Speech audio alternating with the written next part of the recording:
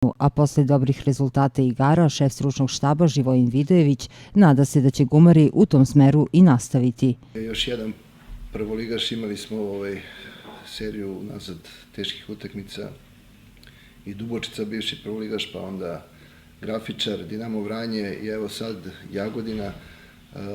Jagodina u nešto izmenjenom sastavu u odnosu na prošlu sezonu, dosta mlađih igrača, uz Stojanovića i Vujčića koji su malo iskusniji.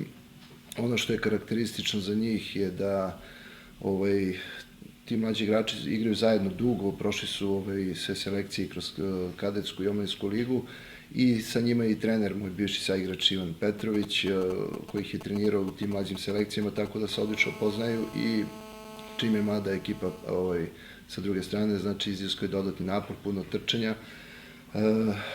Jesmo imali napor u ovih prethodnih nedelju dana, međutim igrači su to sve izneli sjajno, svaka čast i na zalaganju i na htenju i na rezultatima koje su ostvarili.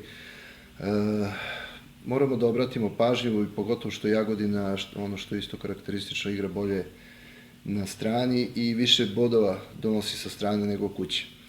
To budi oprez kod nas, međutim mislim da smo stabilna ekipa i da ćemo da to iznesemo na najbolji način i da ćemo da nastavimo sa dobrom igrom i sa pobedom.